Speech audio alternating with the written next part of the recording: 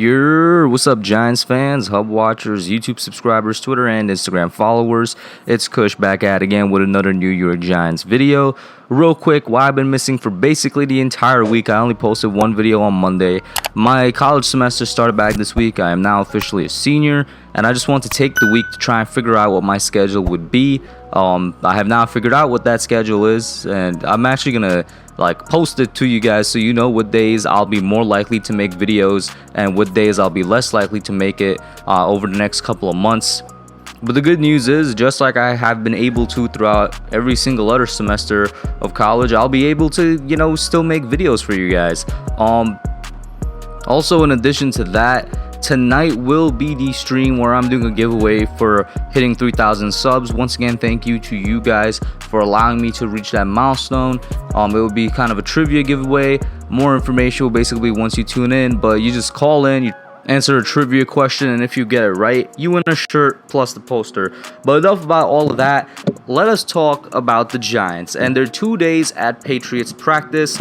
Plus, we traded our kicker Ryan Santoso to the Carolina Panthers for a 7th round conditional pick. Alright, so let me talk about Santoso first, because it's the sweeter of the two. It's the better story of the two. Let's save the worst for last in this case. Santoso to the Panthers is nothing but a good move. Dave Gettleman is back at it again. He's been incredible with flipping assets this offseason, and last offseason he started being incredible at gaining assets. It's simply amazing. We now have 11 picks in the 2021 NFL or 2022 NFL draft. My bad. I'm still thinking it's 2020 over here. But we now have 11 picks in that draft. That has to be, in my opinion, the most of any NFL team. That's so much draft capital. We could either draft all 11 players, kind of reminds me of what we did in 2020 when we had 10 picks, or we could trade up, trade down. I'm not sure. And I think we have 4 or 5 picks in the top 100. And that's just incredible. We could even have more in that top 100. Not that it necessarily matters, because we've seen how good the Giants are these past 2 years at drafting talent later on and developing it. But Dave Gettleman back at it, showing us another great move. The only bad thing that can happen from this, honestly, is if Ryan Santoso turns out to be a really, really good and consistent kicker.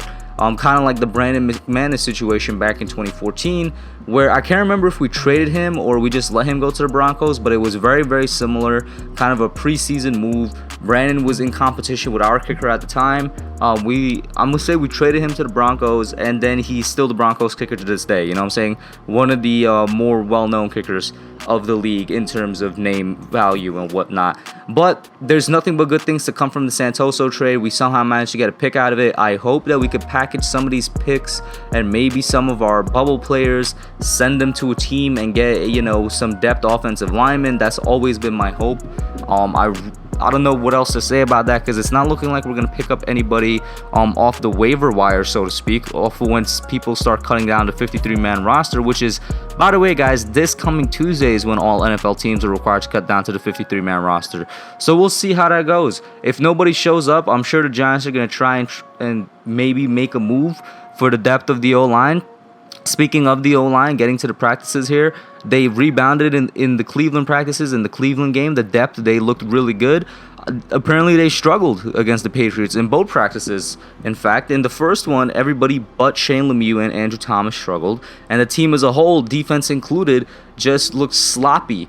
And my thing was, we looked not necessarily sloppy, but we weren't the best in the first Cleveland practice. So my line of thinking was, okay, that's all right. They're going to take a day to adjust, and then in the second practice day, they're going to do fine. But no, in the second practice day, everybody struggled for the first half, and then they finished up with an all right, not really good, not really great practice towards the end. I'm not sure why the Giants have struggled so much with the New England Patriots. As of right now, until the season hits, we don't know how good or how bad the Patriots are going to be. But based off of last year and based off of off-season acquisition and off-season moves, I still think the Cleveland Browns are the superior team. You know what I'm saying? Cleveland is going to be the better team, and yet we practiced and we showed up a lot better against them than we did against New England. What does that show? That's got to be Bill Belichick, man. That's got to be coaching. And also, they run a completely different offense from the Browns and a completely different defense from the Browns. I'm sure that has something to do with it as well. And now that comes down to our coaching. Going back to the O-line, it seems like both the offense in terms of Daniel Jones and the O-line actually struggled a little bit. So much to the point during the first day of practice, Daniel let out a loud expletive to show his frustration. Of course, there was also a fight on day one involving Dexter Lawrence, basically the Giants' defensive line and the Patriots' offensive line. I say Dexter Lawrence because his name was apparently, he was the guy that was at the bottom of that pile. And then Adoree Jackson went down as well. Thank God that it turns out not to be a major injury. It seems to be an ankle sprain with some swelling, and he should be a go for week 1. If he isn't, definitely week 2. Either way, from now until the football season starts, I'm resting Adoree Jackson as much as possible. You guys already know, I think they're babying Saquon and that they were babying Kenny Galladay. Start babying Adoree Jackson as well. Speaking of injuries, on the flip side, while Adoree went down, Kyle Rudolph came off the pup and he was seen in practice as well. So day 1 overall, not exactly good, but day 2 was better. Like I mentioned earlier, there was improvement that second half of the practice. And this time we saw the return of another familiar face in Saquon Barkley. He hit the field, albeit in a red no-contact jersey, but he was out there, he was moving. He said it felt good to be back out there. In his competitor's mind, of course, he wanted to be out of the no-contact jersey. He wanted to be out there longer, but they're bringing him back slowly. And I mean, like I've said countless times before, I do think Saquon is fully healthy. They're just being cautious with him, which I am thankful for.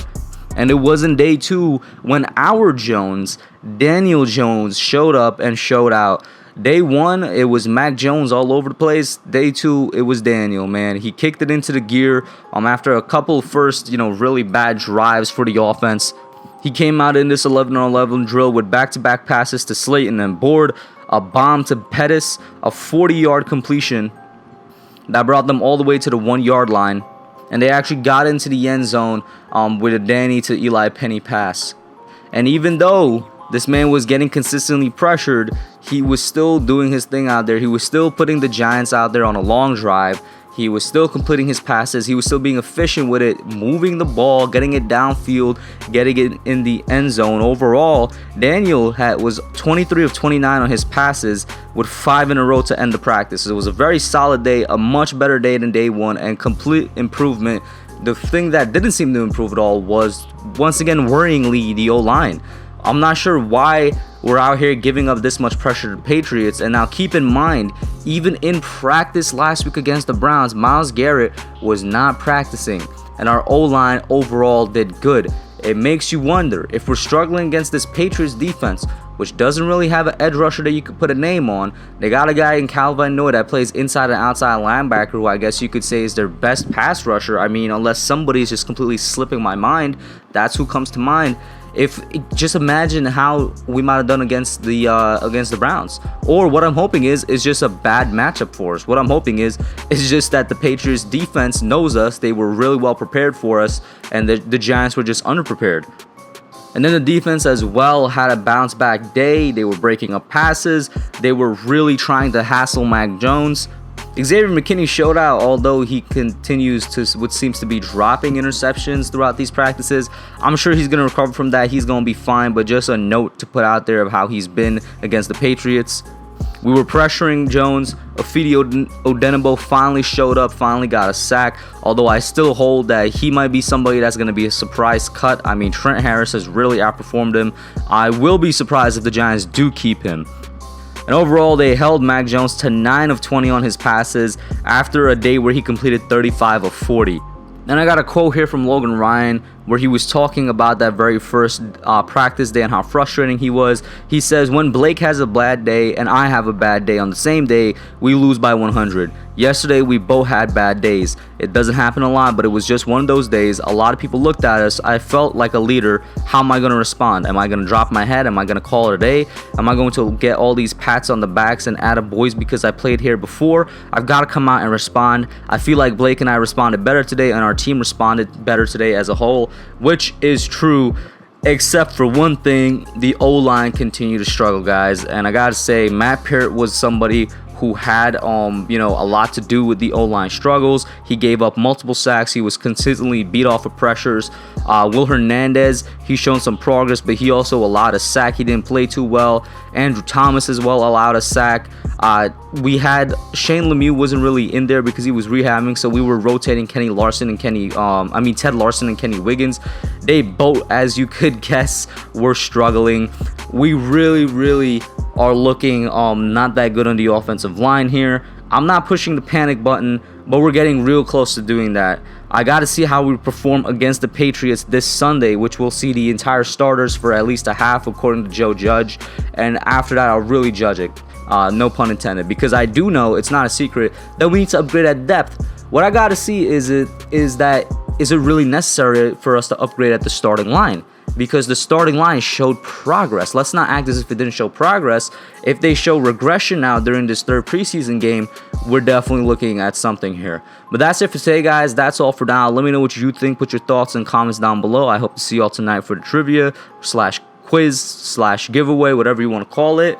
Like, share, subscribe, and I'm out. Thanks for watching. Don't forget to like, comment, subscribe, and share. I'll catch y'all in the next one.